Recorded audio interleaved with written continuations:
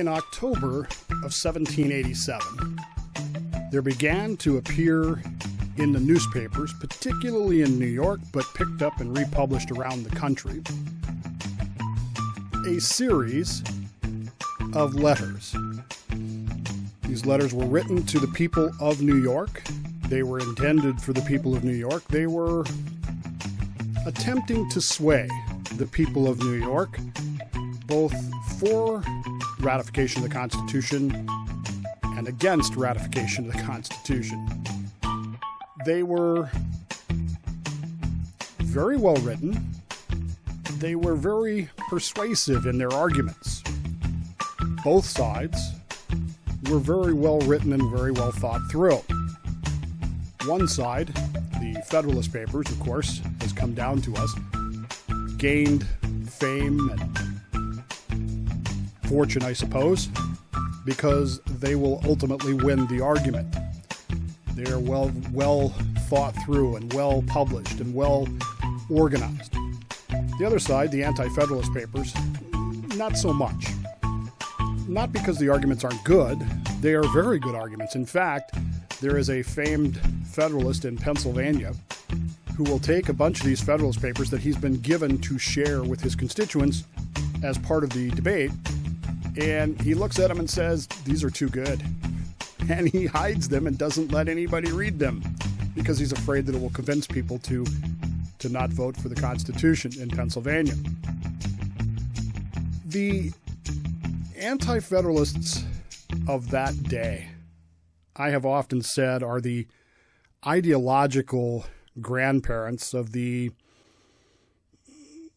libertarian movement today. Now, when I say libertarian, I do not mean Libertarian Party. Please understand that.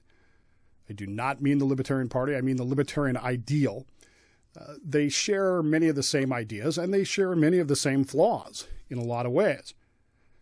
But the ideas of the Anti-Federalists would not have been foreign if they were brought to this day and they were listening to libertarians. They would hear the same arguments that they had made back in, say, 1788. What has changed is our understanding of the material presented to us, the history, as it were, behind all of this. In 1788, the classical education of people made things seem different, feel different. This matters because many of the arguments that both sides make are couched in that history. They refer directly to that history. They bring it up. But nowhere is that more obvious than in the names that they're going to use. The Federalists, all of the Federalist papers, which are written, are going to be signed by the pen name Publius. Publius is actually three writers. You probably know this. I'm not telling you anything you don't know. A guy by the name of John Jay, who starts out with good intentions, but doesn't end up participating quite as much. He's quite ill. And unfortunately, his contribution to the Federalist papers is quite limited. But of course, then there's James Madison, the future president, and the secretary for the convention, who was there for the whole thing. He has his own ideas, and he puts pen to paper for probably at least half of the Federalist papers. And of course, the third guy, the most well-known name in American history, Alexander Hamilton, who writes many of the Federalist papers and has several of the ideas. All of these authors use a single name, Publius. It indicates, in many ways, a unity of purpose and, more importantly, a unity of organization. The Federalist papers are a collaborative idea, and I hate the word collaboration, as you know, but they are an organized idea of three people who were sitting down together and talking through these things. How are we going to present this? This is where the Anti-Federalist papers fall down. There are, of course, numerous Anti-Federalists. Guys like Patrick Henry might surprise you, but he is an Anti-Federalist. Samuel Adams, yes, the guy for whom the beer company is named, is an Anti-Federalist. In fact, he will famously say of the Constitutional Convention, "I smell a rat." A guy by the name of George Mason, who, although he does not sign the Constitution, does not think that it will work. He becomes an anti-federalist. He is one of the men who stays through the entire convention because he feels like the work is important enough that it has to get done. One that surprises people, James Monroe. Yes, the guy who will eventually become president of the United States in the 18-teens and lead us to the Second War with Britain, the War of 1812. No, I'm sorry, that's Madison. James Monroe is before that. But bottom line is, he does become president, but he's an anti-federalist. Guy by the name of John Hancock.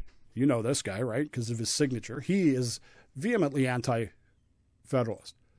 My favorite anti-federalist, the drunk and disorderly Luther Martin, who we talked extensively about during the ratification, during the convention episodes.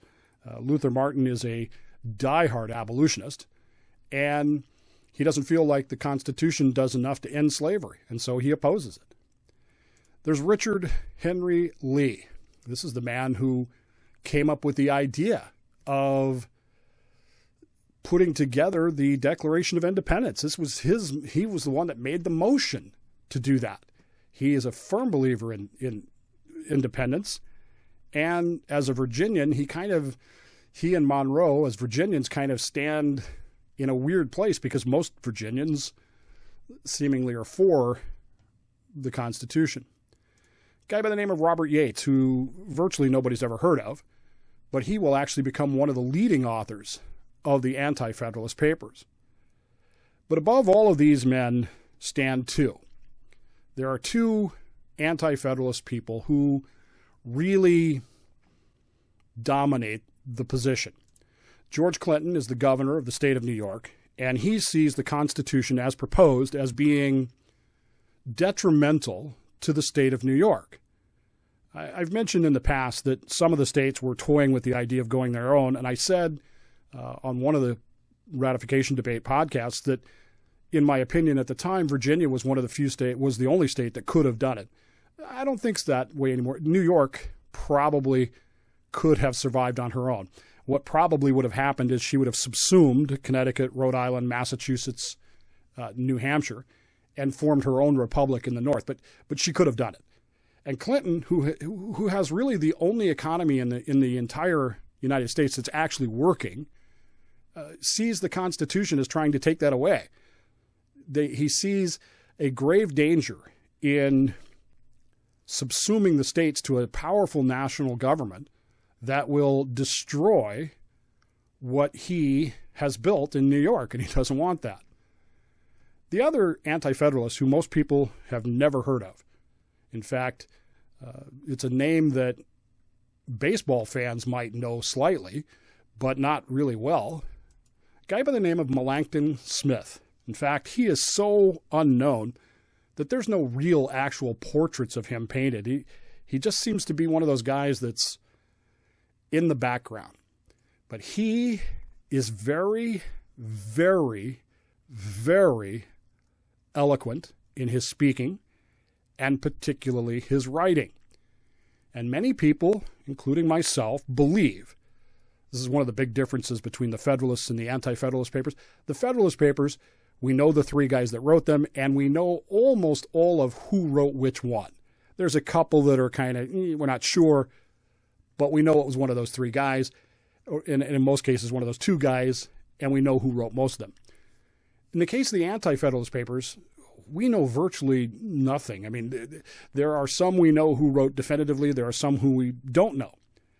And as we begin to look at the Anti-Federalist Brutus and his 18 papers that he will write in response to the Federalist Papers, the vast majority of scholarship believes that Melancton Smith is the guy who wrote them. I tend to agree with him, although there is evidence that it may have been someone else. We're not sure, but it makes sense. And so for our purposes here, we will assume that Melancton Smith is the writer of the Anti-Federalist Papers, Brutus.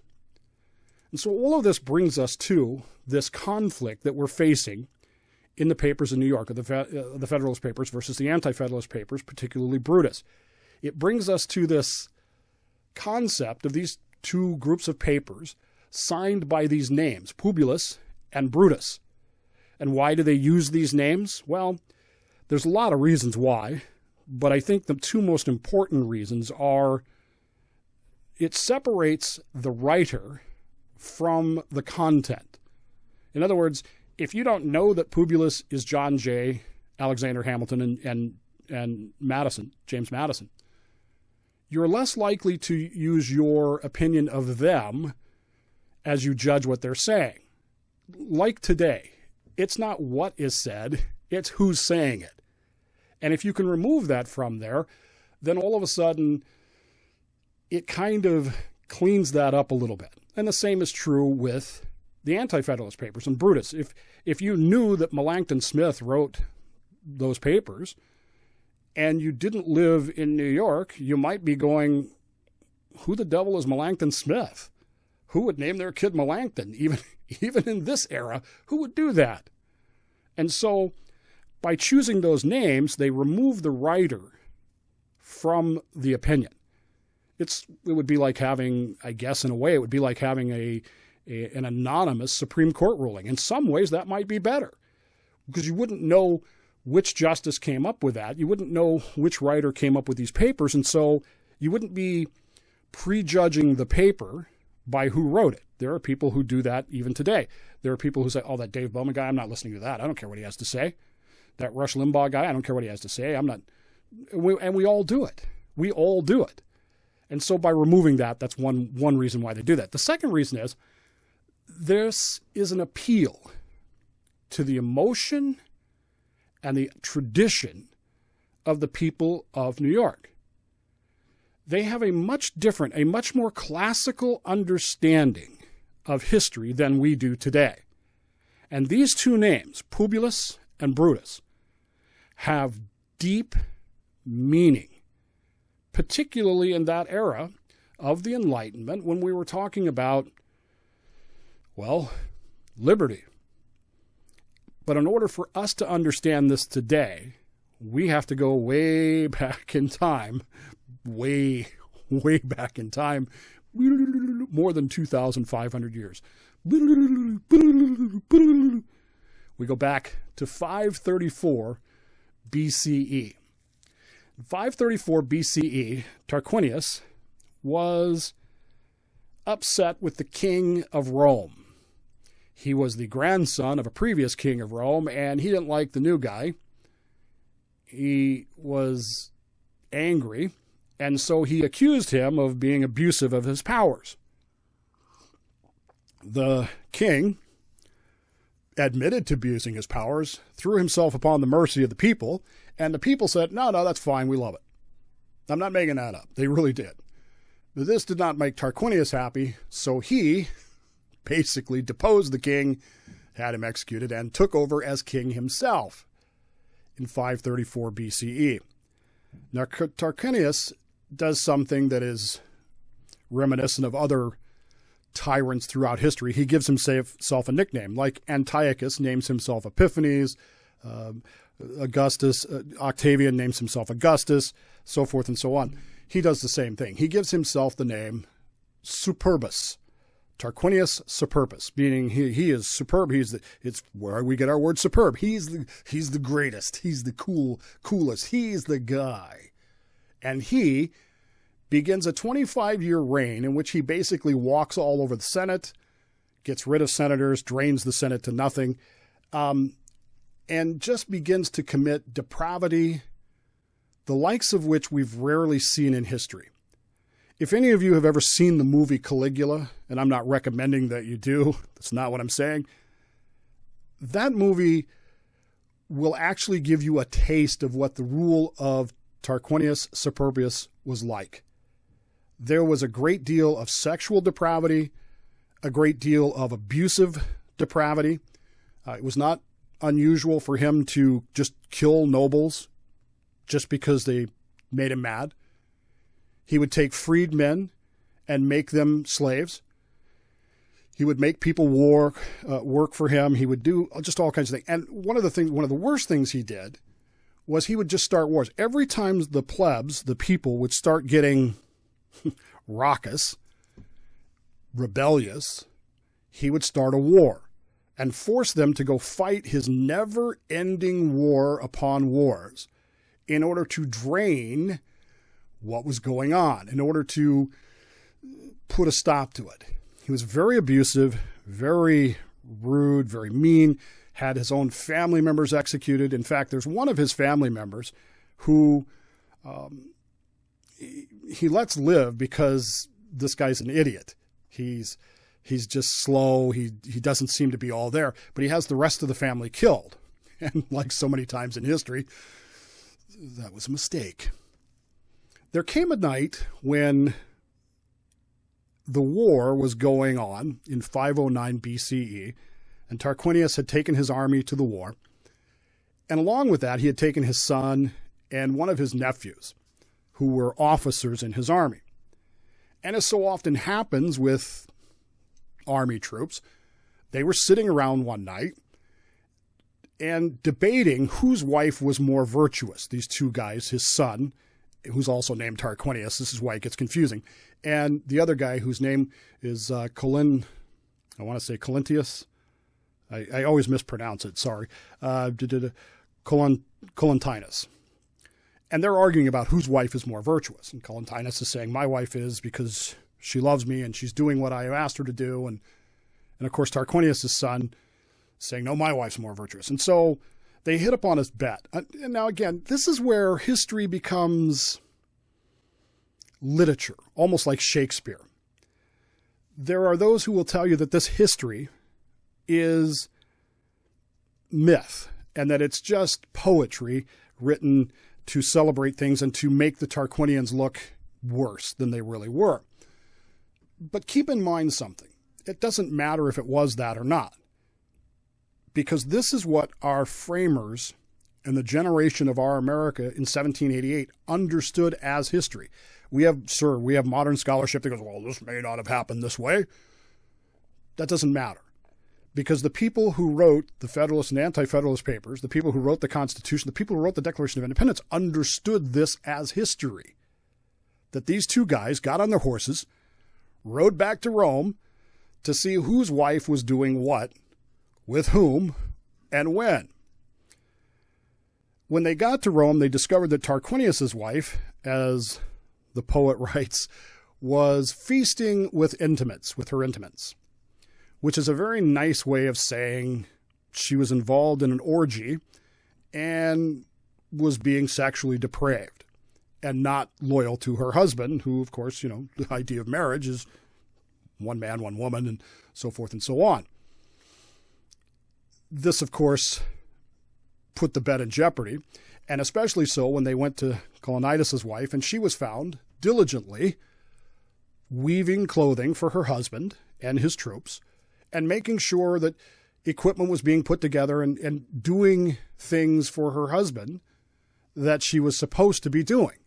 She was very virtuous and very loyal to her husband, unlike Tarquinius' wife, who was, doing everybody else.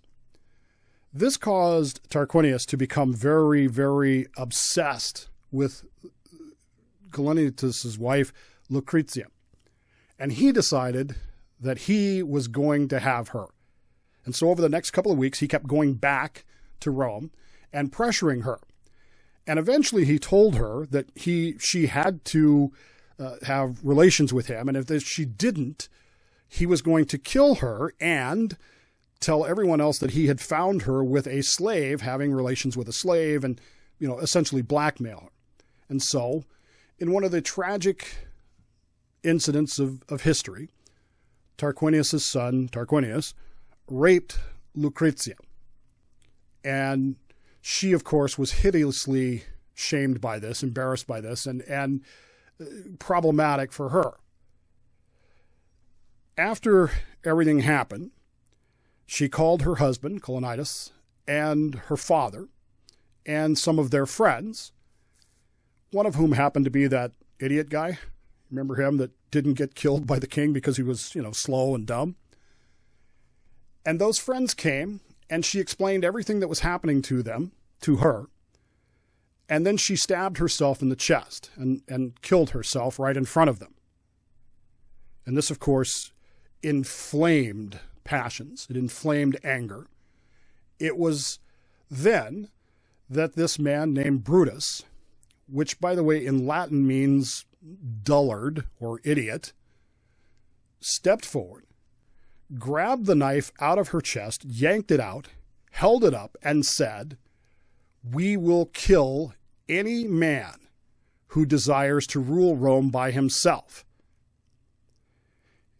There are four of these guys, Colonitis, Brutus, a couple of others as well, Publius is one of them, that are then going to call the people together, showing them the knife, showing them the body of Lucrezia. The people are just furious about this. They gather the Senate. The Senate is furious about this, and it deposes Tarquinius Superbus. It tells him, "You're no longer king, go away," and sends him into exile. And Brutus stands before all of the people, and he says, from now on, every Roman will take an oath, a swearing of an oath, that no Roman will suffer any man to rule Rome. The people will always be desirous of new liberty and will not be swayed by the entreaties and bribes of kings. And any person who in the future attempts to rule Rome by themselves is to be killed along with their entire house. Do you follow what I'm saying here? This is the beginning, not just of the Roman Republic, but this is the oath that every Roman citizen will now take, which is that there will never be another king of Rome, and that any man who tries to rule Rome by himself is to be killed. Which leads us, of course, 400 years later, to another Brutus, who Roman tradition holds as a direct descendant of the first Brutus. Marcus Brutus goes into the Senate on the Ides of March in the year 44 BCE, and there stands a man who wants to rule Rome all by himself. Who says, "You too, Brutus?" Well, of course. With a name like Brutus and the oath of Brutus and the Republic's protection at hand, what choice did he have? If he truly believes these things, then he had to help assassinate Julius Caesar and help restore the Republic, which, sadly, did not work.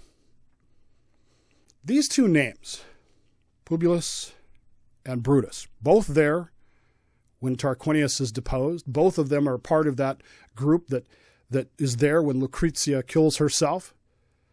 These are two men who are bound up in this moment in history when the Roman king is deposed. Now, just a little sidelight, doesn't really make that much difference. Colonitis and Brutus are actually elected as the first two consuls of Rome. But Colonitis is seen as being a direct royal connection. He's problematic because he is a royal. He's a nephew of the king, Tarquinius, who, by the way, is not dead. And this could be a problem. So the people say, well, we just don't really want a royal doing this. And so he resigns, and Publius is elected as the second consul of Rome. So Publius and Brutus become the first real consuls of Rome, and they begin to establish the laws of Rome. They begin to do these things. Publius, of course, is one of the men who founds the Republic, as I said. Publius is actually an honorary title that he's given much later in life because it literally means of the public. He serves the public. He has spent his life speaking in defense of the plebs, even under the king. And after Tarquinius is deposed and goes away, it's Publius who hears about a plot. There's a foul plot afoot in the capital of Rome to reinstall Tarquinius Superbus. He wants to come back. And there are a bunch of plotters and there are a bunch of people planning for this. And it's Publius who actually goes and gathers the direct evidence of this and exposes the plot. He's the one who does this. And that is seen as another moment where the Roman Republic is victorious, and it's Publius who really makes that happen? He's not a perfect guy, by the way. He does make a mistake. He decides to build a house, and he wants to build a house on top of a hill because he wants to be able to see. Well, the people see him building this house, and they think, wait a sec, why is he building a house up at the top of the hill? And the people accuse him of having royal aspirations, having aspirations of setting himself up as king. He says, no, I just liberated Rome bravely, but now I'm being slandered.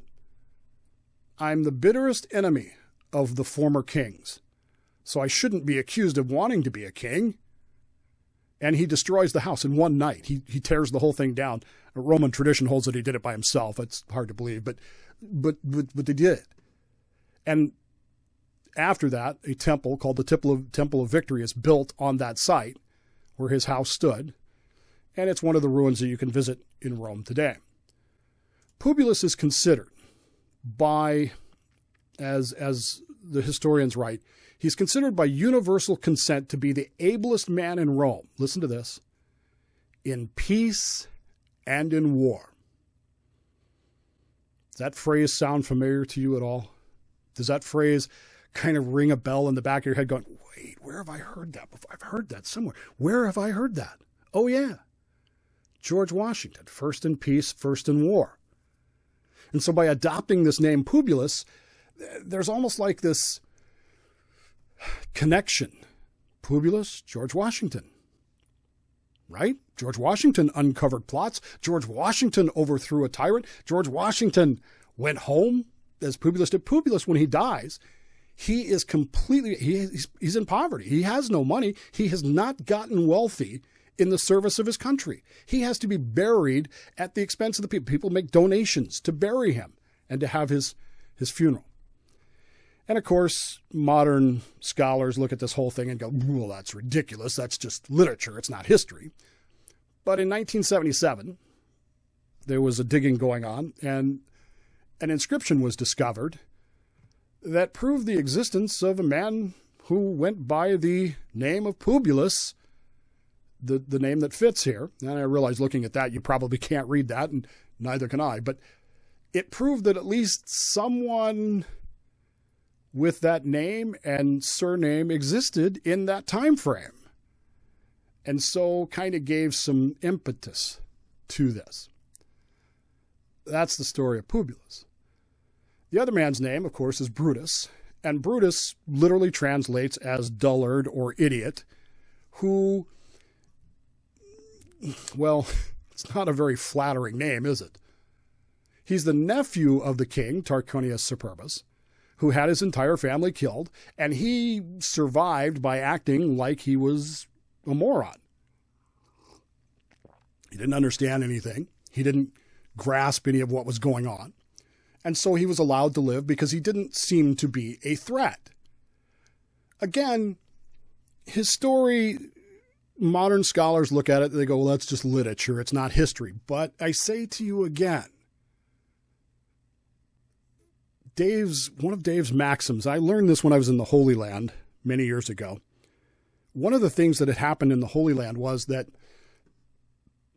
Helena, the mother of Constantine the Great, had gone to the Holy Land, and there in the early centuries, right after Christianity had been founded, she was shown the sites of places of things that had happened because they were not that far removed from them happening. And so she had them marked, and that's why some of the churches are where they are now, and some of the churches are challenged as well. It couldn't have been there. It must be somewhere else. But I think if you trust the tradition, you'll find that in many cases, the tradition is right. And in the same way, I think that we can say, well, this is just literature about Brutus. We can say that it's just a story, almost a Shakespearean story, although he wasn't alive yet. But really, tradition has its place. And more importantly, the framers, the founders, the people of the state of New York, and the writers of the Federalist and Anti-Federalist papers would have known this as history. Brutus is trustworthy enough that he has made kind of a political figure. He's controllable by the king is what he's seen, and he's distant family, so we got to put up with him. And in fact, he is a friend or friendly with the sons of Tarquinius, including Tarquinius, the man who raped Lucretia. And at one point, they travel to the oracle at Delphi. And the two sons of Tarquinius ask the oracle at Delphi, who is going to rule Rome? Who is going to rule? And the oracle responds, the first to kiss their mother shall hold sway in Rome. Brutus understands this to mean that the earth, Gaia, is their mother. And so he immediately bends down and kisses the earth. Whereas the two sons of Tarquinius do not. They rush home to kiss their mother.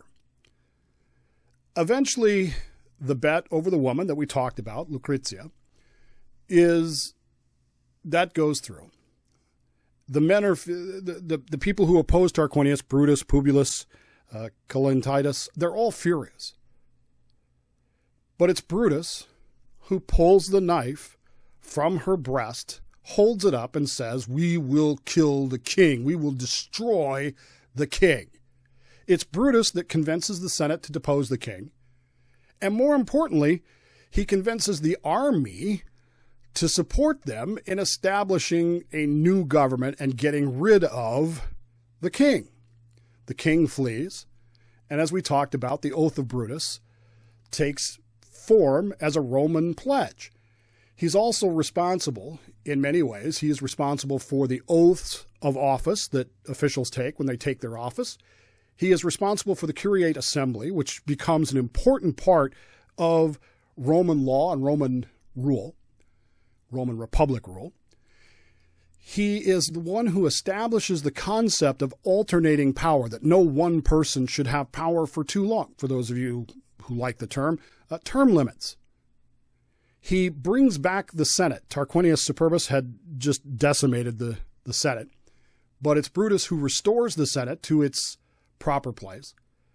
And of course, most importantly, I guess, in the big scheme of things, he is responsible for dedication of many, many temples and restoring the faith of Rome.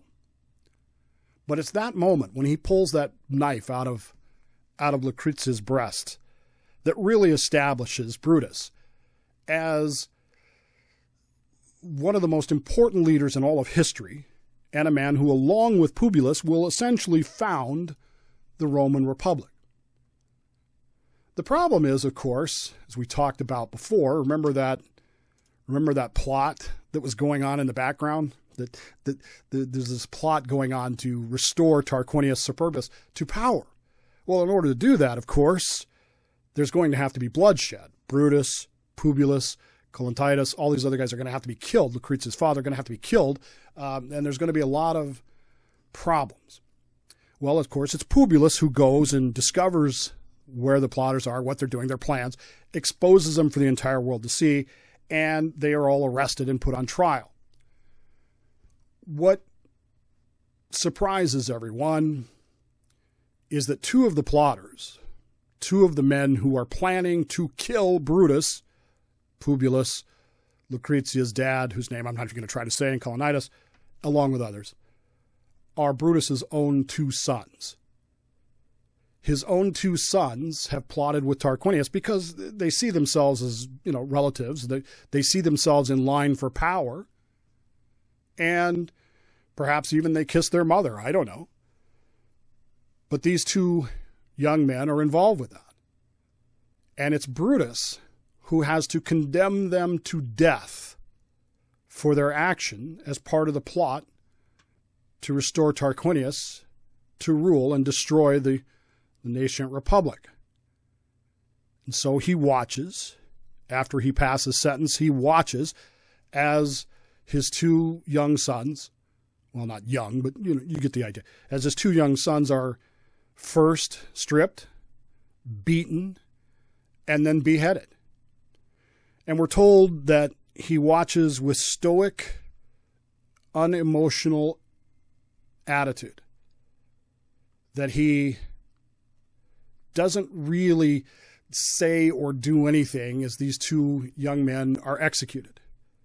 And as their bodies are brought back to his home, he doesn't even mourn them. He doesn't even react, even though his wife and other children are very, very upset by all of this.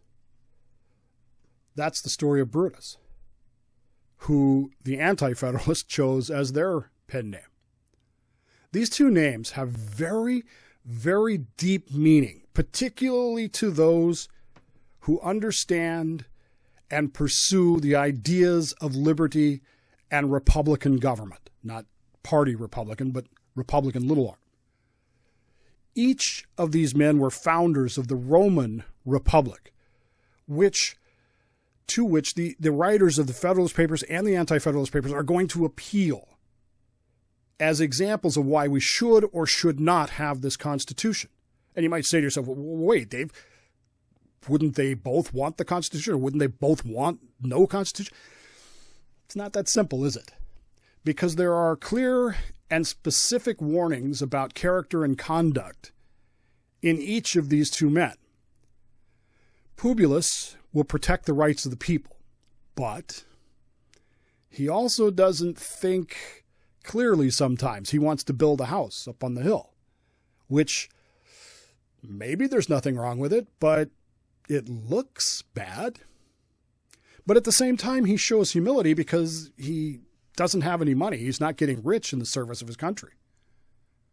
Brutus, on the other hand, is willing to sacrifice everything for liberty. Liberty becomes the focal point for him. The Republic becomes the focal point to himself, where he's willing to sacrifice everything, including his own family. This lacks emotion. It lacks mercy, which are two qualities that perhaps we would want to see.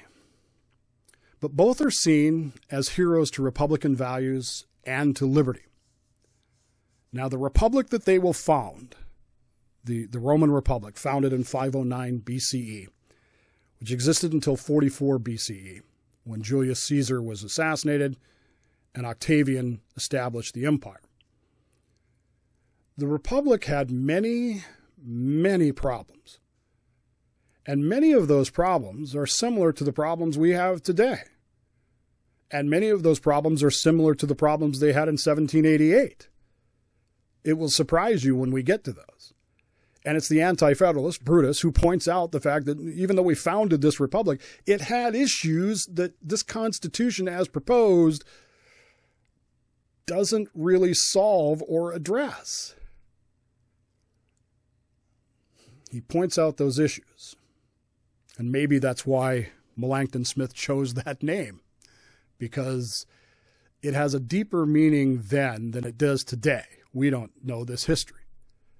Either way, both of the names have deeper meaning. Both of the names have a different appeal to the public who would be reading them, who would have this understanding, who knew this history innately, who understood it because they learned it as part of their classical education.